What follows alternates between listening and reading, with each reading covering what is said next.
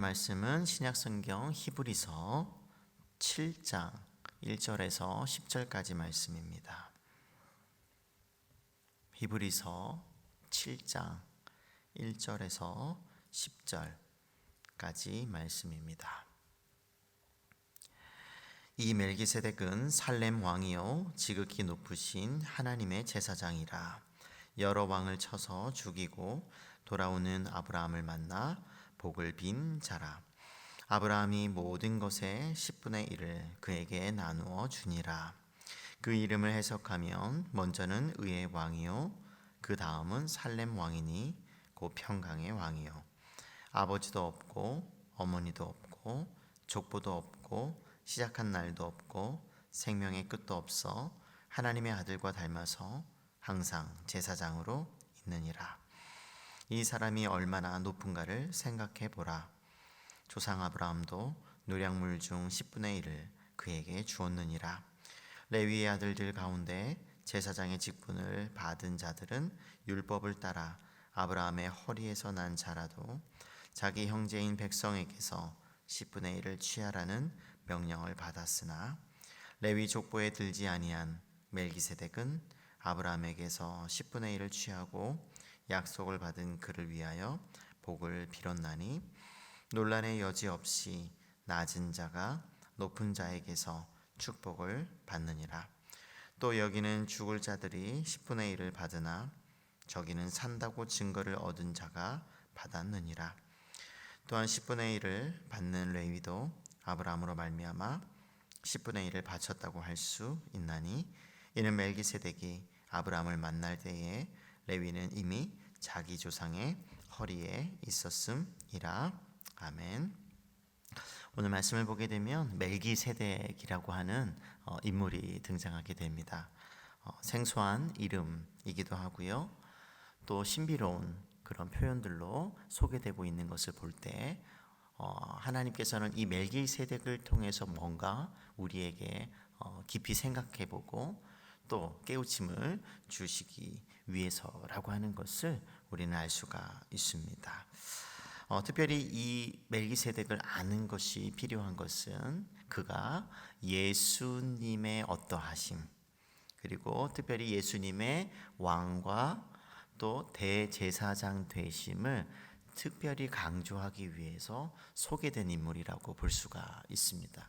그러니까 우리가 성경을 읽을 때 보게 되면 특정한 사건, 또 특별한 어떤 인물이 조금 우리가 눈에 띄게 우리에게 소개될 때는 하나님의 의도가 있다는 것을 우리가 생각하면서 읽을 필요가 있는데, 바로 이 멜기세덱, 구약 성경에 단 2번 언급이 되고 있는 이 인물, 특별히 그 인물을 통해서 앞으로 장차 오실, 또 지금은 이미 오신 예수님을 더 우리에게 소개해 준다는 점에서 특별한 의미를 지닌다고 할 수가 있을 것입니다. 그렇다면 이 멜기세덱은 어떤 인물인가?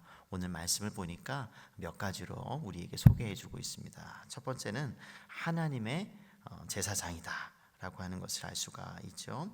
1절의 말씀을 보게 되면 이 멜기세덱은 살렘 왕이요 지극히 높으신 하나님의 제사장이다 라고 하는 것을 알 수가 있습니다. 이 왕이면서 동시에 제사장이다. 그런데 여기서 지극히 높으신 하나님의 제사장. 그러니까 이 멜기세덱은 바로 왕이라고 하는 것을 알 수가 있는데, 그러면 이 왕이 살렘 왕이다 라고 하는 것이고요.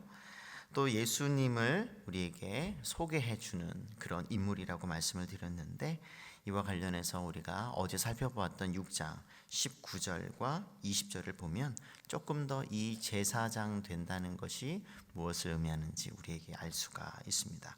19절을 보면 우리가 이 소망을 가지고 있는 것은 영혼의 닷 같아서 튼튼하고 견고하여 휘장 안에 들어가나니. 그래서 우리가 휘장 안에 들어갈 수 있는 길이 열렸다. 왜냐하면 그동안은 단 1년에 한 번, 한 차례 대제사장이 속죄일 날 들어갈 수 있는 그런 길을 이제는 누구나 예수님을 통해서 그 믿는 자들이 들어갈 수 있는 길이 열렸다 라고 소개하면서 20절에 그리로 앞서가신 예수께서 멜기세덱의 반차를 따라 영원히 대제사장이 되어 우리를 위하여 들어가셨느니라. 그러면서 예수님께서 앞서가셨다. 그러니까 예수님께서 앞장서서 그 길을 열어주셨다는 것이죠. 커튼으로 또 이렇게 막혀있던 그런 누군가 또 자격을 갖춘 자만이 하나님께서 허락하신 그 날에만 들어갈 수 있는 그 길을 열어두셨다는 것인데, 근데 예수님께서는 멜기세덱의 반차를 따라서 영원히 대제사장이 되셨다. 여기 멜기세덱이 등장하면서 바로 예수님께서 그와 같은 멜기세덱의 어떤 그 길을 계승하셔서 그와 같이 영원한 대제사장이 되셨다라고 우리에게 말씀해 주고 있는 것이죠. 여기서 반차라는 말이 어떤 정해진 순서, 차례. 그러니까 이제 어떤 레위인도요, 그 성막 안에서 봉사를 할 때 혼자 모든 것을, 그 모든 시간을 다 감당할 수 있는 것은 아닌 것이죠. 제사장이든 또 레위이든 성막에서 봉사를 할 때 순서를 따라서 정해진 시간만큼, 그래서 정해진 날에 이렇게 돌아가면서 성막이나 성전에서 봉사를 했었는데요. 이처럼 이제 이 대제사장으로서 예수님께서는 그와 같은 레위나 아론 계열의 어떤 그런 그 제사장으로서 그 순차를 따라서 하시는 것이 아니라 그 아론을 뛰어넘는 또 다른 종류의 더 초월한 그런 대제사장의 계열, 그 순서, 그 정해진 차례를 따라서 봉사하셨다, 섬기신다는 것을 강조하는 표현이라고 할 수가 있습니다. 특별히 15절에도 보게 되면 멜기세덱과 같은이라는 말을 쓰시면서 반차를 따라 라는 표현보다는 멜기세덱과 같은 말로 호용되고 있는 것을 볼 수가 있죠. 그러니까 예수님의 이 제사장의 어떤 이런 직무는, 그 성격과 본질은 아론의 어떤 그런 제사장 계열과는 또 다른 종류의 것이다. 그래서 멜기세덱과 같은 그 유사한 어떤 그런 의미를 가지고 있다는 것을 볼 수가 있죠. 그래서 이 제사장 대신, 특별히 이제 멜기세덱은 이제 구약에 두 번 언급이 되는데 창세기 14장 18절에서 20절 처음 소개되고 있습니다. 그러니까 역사 속에 실제로 존재했던 인물이라고 하는 것이죠. 특별히 이 아브라함이 엘람 왕 그돌라오멜의 그 연합군과 싸워서 이긴 후에 돌아오는 그런 과정에서 이 살렘 왕을 만나게 됩니다. 그때 이 살렘 왕이 승리한 아브라함에게 축복을 하게 되고, 또 그 아브라함이 수집한 그런 전쟁 그 전략물들 중에 10분의 1을 이 살렘 왕에게, 이 멜기세덱에게 바치는, 드리는 그런 장면이 있었습니다. 그러니까 이것을 통해서 이 실제로 역사에 존재했던 인물이라고 하는 것을 알 수가 있고요. 또 시편 110편 4절에도 보게 되면 이 다윗의 시에 등장하게 됩니다.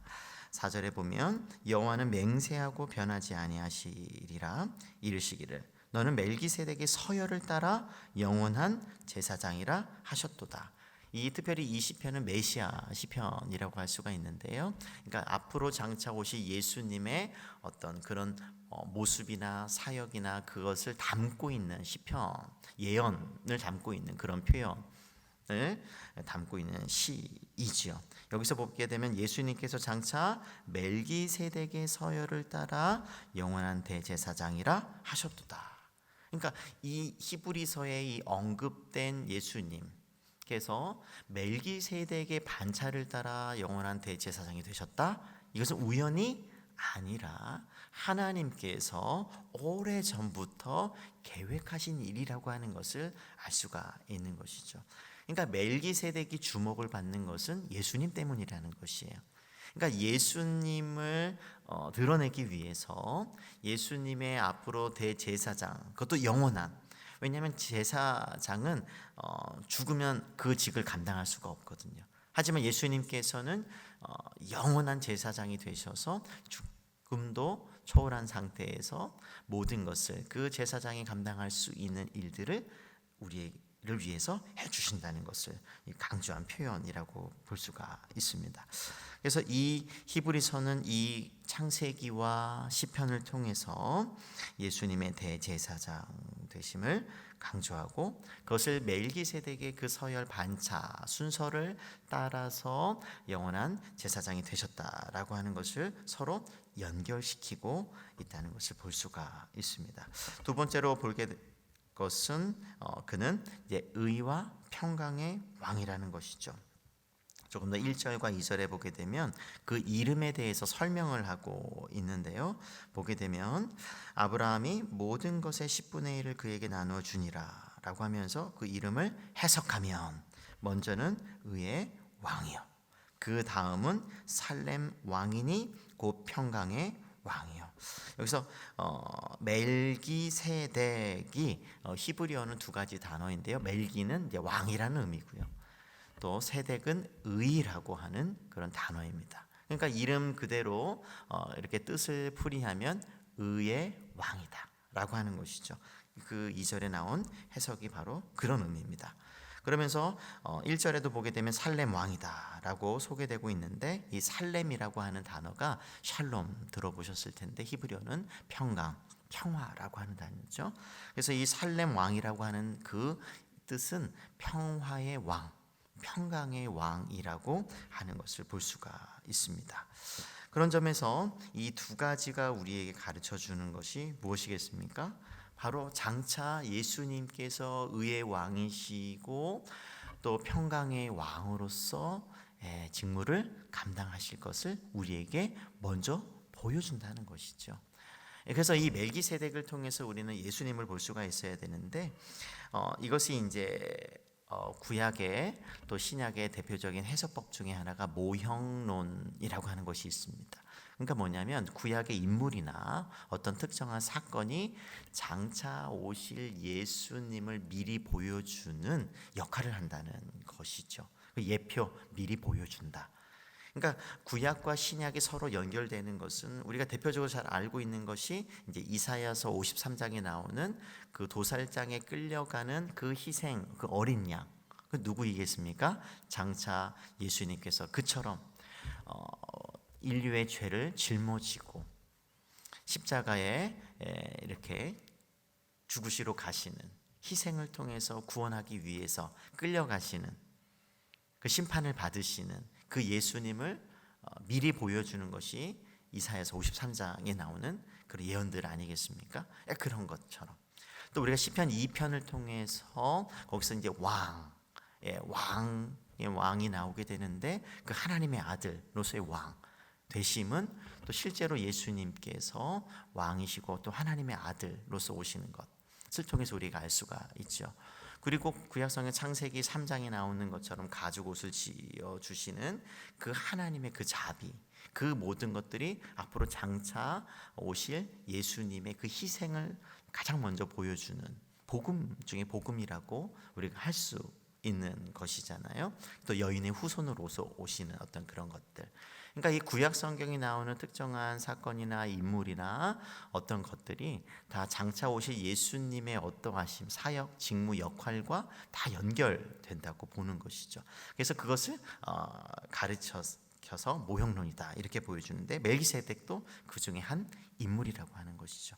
그러니까 예수님의 장차 오셔서 왕이시면서 동시에 제사장직을 감당하실 것에 대해서 가장 잘 보여주는 인물이라고 우리가 볼 수가 있을 것입니다. 그래서 이 멜기세덱이 이렇게 신비하기 때문에 이 멜기세덱이 누군가 여기 집중하기보다 이 멜기세덱을 통해서 하나님께서 예수님의 어떠하심을 우리에게 보여주시고 싶으신가 거기에 우리가 조금 더 집중해야 하는 것이죠.